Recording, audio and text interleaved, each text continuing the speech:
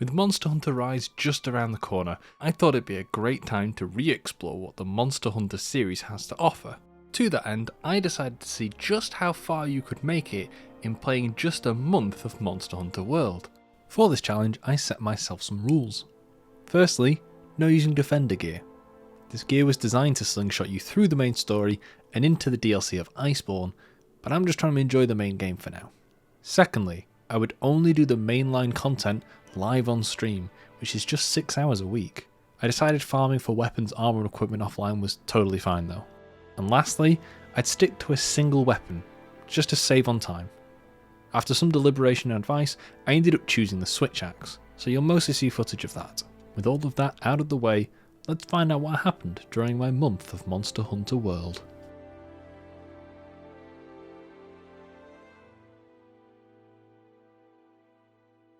Our very first day was primarily interesting because of the character creation screen. You see, I let Twitch chat in on this, and Twitch chat did what Twitch chat does best. Make her Belle. Oh my god, I actually wait, I need a picture of Belle Delphine. Why am I googling Belle Delphine? What do you mean I don't know what she looks like? I could actually do this though. I think we're done. I think this is the closest I'm going to get to Belle Delphine. It's awful, but it's the closest I'm going to get. Oh no, please don't tell me I can call her Belle Delphine.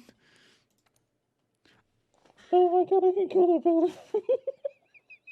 And so, Belle Delphine, the Monster Hunter World character, set off on her adventure. And initially, it was pretty rough to get a hang of the weapons. I was playing on mouse and keyboard, which I was informed was not ideal, but it still felt kind of clunky at first, even ripping through the smaller mobs.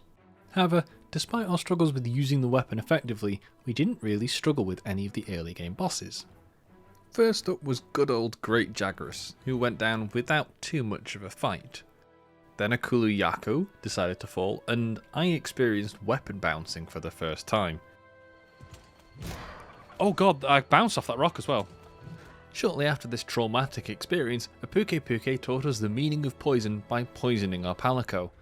Other than that, we mostly avoided the fight unscathed, but we did have a run-in with a rather scary T-Rex. How do I hide? Where do I hide? You don't see anything. Smile and wave, boys. Smile and wave. Oh no, I'm under attack. And finally, we ended up on every gamer's worst nightmare. An escort mission. Wait, is this an escort mission? No, it's an escort mission. Here we encountered a Rathian, the first thing that's made me truly run in fear. No. No. And eventually ended up fighting a Bareth. Here we had more experiences with weapon bouncing, but again, it went down fairly easily, and in just one day of Monster Hunter World, we'd taken down the first 4 major monsters that were put in our path. Day 2 started with us having to rescue one of the researchers from the previous day, as he'd got lost in the swamp. It turns out that he'd been trapped by a monster known as Gyratotus. While this fight wasn't particularly interesting, it did have one moment where this Gyratotus ran against a Bareth, and initiated something called a turf war, and it's probably one of the coolest things I've seen in any game ever. Wait, are they facing off? Wait, I want to watch this. Monsters are fighting each other? Maybe Wait. This thing... Holy crap, dude!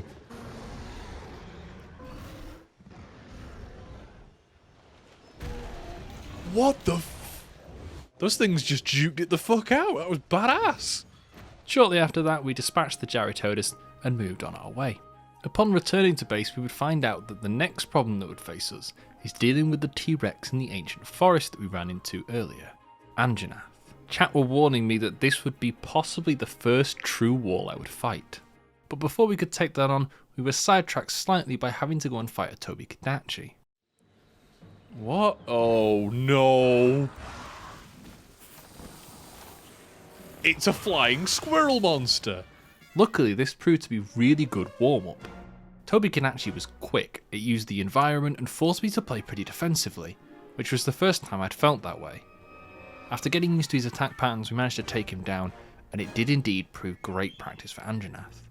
During Anjanath, we managed to narrowly avoid some of his fireballs, and did eventually win the fight without a single feint, much to the surprise of my chat and myself.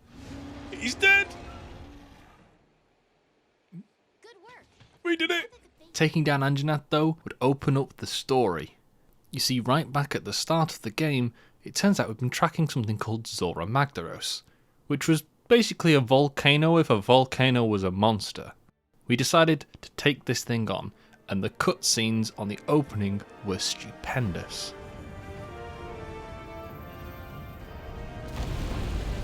Wait, it was underground?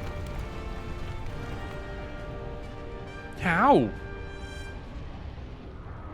God, it's huge. However, the fight itself, not so much. The first phase we had to stand around on the ramparts and fire some cannonballs at a literal mountain. Shortly after that, Zora Magdaros breaks through the gate that we had set up, and we had to mount the monster.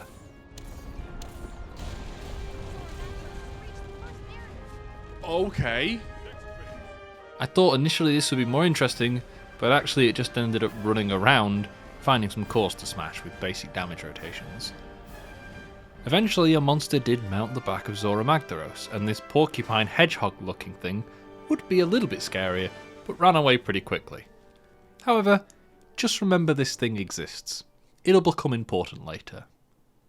After the fight we found out that Zora Magdaros had actually carved a path for us to follow, and so we trekked down it, and at the end found possibly one of the most beautiful areas I'd seen in the game thus far, the Coral Highlands. And so by day 3 we'd discovered a brand new area and were ready to dive straight back in. And so day 3 would be spent exploring these newfound lands. First the Coral Highlands. We adventured to find ourselves a new camp and encountered a walking flashbang. Flashbang through the door! After quickly disposing of that and finding the camp, we would be informed of the dark underbelly of the Coral Highlands, the Rotten Vale. However, in order to get there, we would need to find more balloons, which meant hunting this balloon bat creature known as Palalumo. Palalumo was more of an annoyance than anything else. It flew around a lot, it knocked me down a lot, but it went down pretty easy. And after doing so, we were able to adventure into the Rotten Vale. Down here, on our first adventure, we encountered what can only be described as Shadow the Hedgehog. This monster was actually called Radobarn, and after quickly getting rid of it, we resolved to go deeper into the Rotten Vale. However, when our expedition set off to do so, we ran into a slight problem. There was still an apex predator roaming the skies, and we were disturbing its hunting ground. We would not be able to pass until we dealt with it. This was Legiana, who has possibly the most annoying shriek in the game. Despite this, it definitely knew how to make an entrance. After fighting this thing in the Coral Highlands for a little bit, we did eventually dispatch it, and then it was time to move deeper into the Rotten Vale. But what we found deeper in the Rotten Vale was a true challenge. This is Odegaran. Odegaran was fast, inflicted bleeding status effects, and relentlessly attacked. This was the first time I truly felt like I couldn't play offensive against the monster, and despite Anjanath saying it would be our first war, this was the first one that truly scared us. I used my 2 feints early on in the fight after getting a little bit overconfident and ended up going into its lair with just 1 feint left. Within its lair it was bouncing off the walls and using all the environment to its advantage, but eventually we did manage to succeed. Yes! You Clifford! You Clifford! And at the end of just week 1, we were told we would have to become the apex predator of the food chain, and prepared ourselves to take on the big wyverns of Rathalos and Diablos. And so, at the start of week 2, that's exactly what we did. First up, Rathalos. While not being the most threatening thing I fought, this was definitely the most annoying. You see, the map that it was on, the Ancient Forest, is rather large, having 3 vertical areas to choose from. Rathalos has its nest in the very top layer, Unfortunately, this means it likes to retreat there, and then go all the way back down again. It gave me a good run around, other than that, the fight was not particularly interesting. Next up, Diablos. This one was a bit more fun.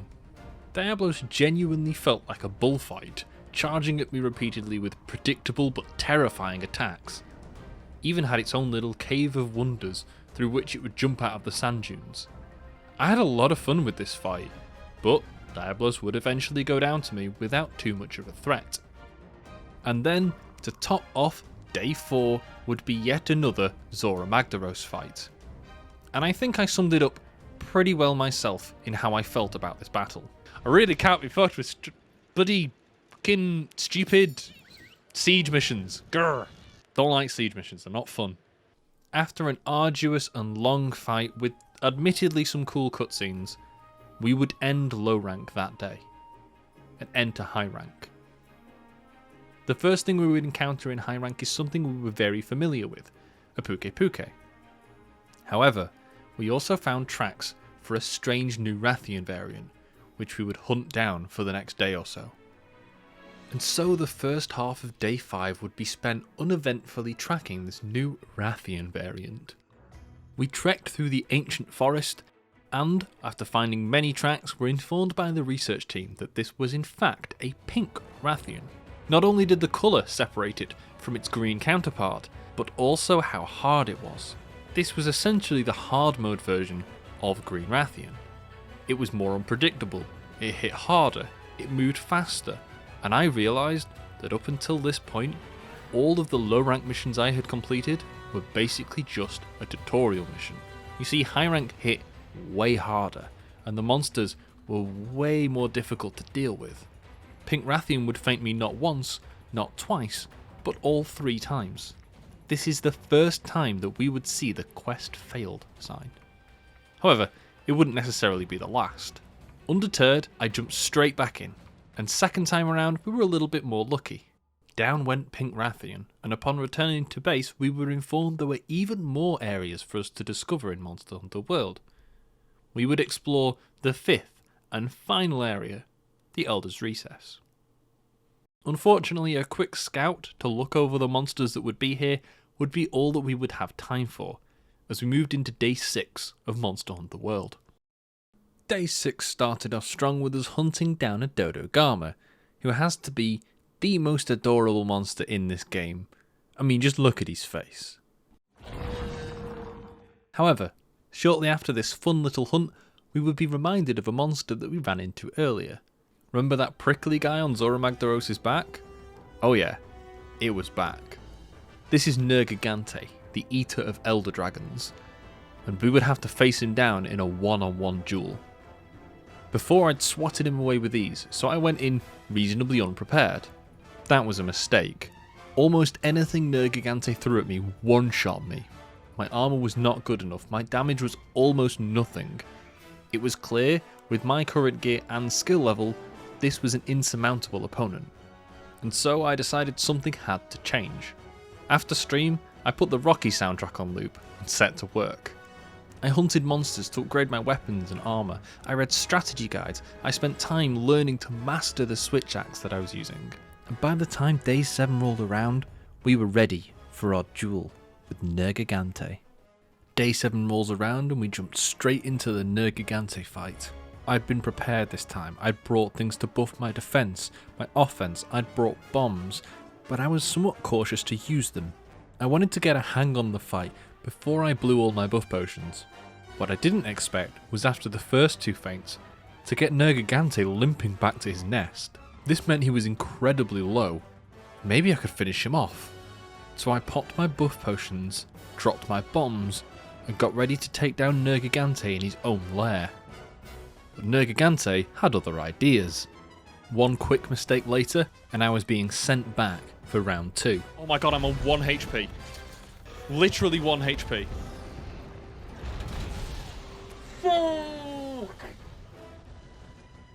Round 2 I was not as cautious, and I went straight at Nergigante. I popped all the buff potions I could, and we fought to the death. And after a long and arduous fight, we were successful. Nergigante would fall. He's dead!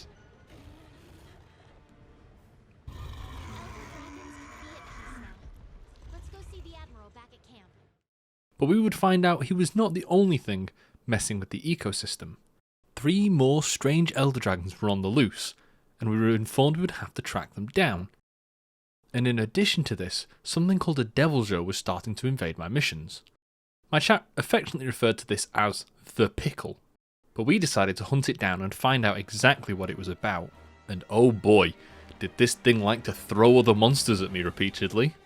We ended up trying to save the handler from the Deviljo while it wreaked havoc on everything near it. I was really underprepared for this fight, but after the Nergigante practice, it wasn't as rough as I thought it would be. This thing was cool, but it went down. After some quick tracking, we were able to locate the next Elder Dragon. This one would be called Teostra. Teostra lived in the Elder's Recess in the hottest area I could imagine, literally in lava. This fight was super awe-inspiring and really fun, and eventually Teostra would go down. That would lead us on day 8, where we prepared to take on yet another Elder Dragon. After taking down 3 Elder Dragons the day before, today's goals were a little bit more simple. We'd farm that Deviljo to make sure we could get the best possible weapons that I could imagine at that time, and we'd fight another one of the 3 Elder Dragons that were roaming around. This time was Kushala Daora. Kushala Daora abused the wind to the fullest potential, knocking me down at every possible opportunity. However, this was the point where I really started to feel comfortable with the switch axe. I was using the verticality of this weapon to great effect against this flying Elder Dragon, even managing to get a fantastic snipe out of the sky. Oh, sniped, dude! Actually sniped. And shortly after, Kushala Daora would fall. We'd farm a little bit more Deviljo, but that would be the end of the day. But just as I thought I was getting good at Monster Hunter, I invited a friend along for day 9 for a little bit of farming, and realised I still had a long way to go. Day 9, and this is my friend, Mango. Mango has played a significant amount of Monster Hunter and completed the Iceborne expansion. I recruited him to help me fight some Nergigante for armour, as I really simply couldn't face fighting this guy alone. And he made Nergigante look like a little bitch. There we go, down he goes. That move is so cool. Mango's wake up's a much scared. Why are you building it over there? Ooh, that's so big brain! He reminded me I still had a long way to go and almost made me switch to hammer. He made the weapon look so good, even this late in the game. However, once the day ended, we would have the best possible gear that I could imagine for this point in the game. We had a fancy Deviljo axe, plenty of Elder Dragon armour, and we were ready to finish the game on the very next day. And so our final day of Monster Hunter World rolled around. I was fairly confident we could finish the game today, and that would be put to the test. I still had one last Elder Dragon to take on. We found out the last one was at the bottom of the Rotten Vale. This Elder Dragon was known as Val-Hazak. I was warned that this would cripple my maximum HP, and could be a really tough fight if I didn't bring nullberries. I did, but I didn't need them. Val-Hazak was the easiest fight so far. Now I was geared, now I was prepared, now I felt confident in my abilities, and he went down pretty easy, and straight into the final boss of Monster Hunter World. Clearly this is going to contain spoilers. The final boss was whatever was creating the Elder's Recess itself. It was powerful enough to generate all of these crystals, and for a last cutscene and an impressive final boss, this thing did it justice. It came out of its cocoon and stomped around, literally firing laser beams at me as I ran around its nest. I was having to be cautious, aiming for the glowing spots that my gamer senses told me were weak points. You know, typical gamer boss logic, aim for the glowy bits? Or would you look at that, the glowy point is a weak spot. After a tough initial fight, it would fly up and we would enter phase 2.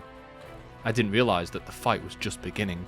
Now this thing would take to the skies, firing lasers not only from in front of me, but also from above. It also had a terrifying attack that blew the earth up around it, and forced me to get out of the way. I was playing slow and cautious, but my patience was rewarded. Without a single feint, we took down the final boss of Monster Hunter World. And so we came to the end of our regular run of Monster Hunter World. I would have jumped into Iceborne here, but I didn't feel like I could do it justice with just 4 hours of stream time left. The mainline story took about 38 hours, 20 of which approximately were on stream. And so ended our month of Monster Hunter World. Honestly, it's one of the most fun months I've had streaming ever. If you'd like to see what we're up to next, I'm taking on a month of Terraria on my livestream right now. If you want to suggest a different game for next month, make sure to leave me a comment, and if you'd like to see the Terraria video, make sure to subscribe. But that will be all for this one, so thanks very much for watching, and I hope you enjoyed my month of Monster Hunter World.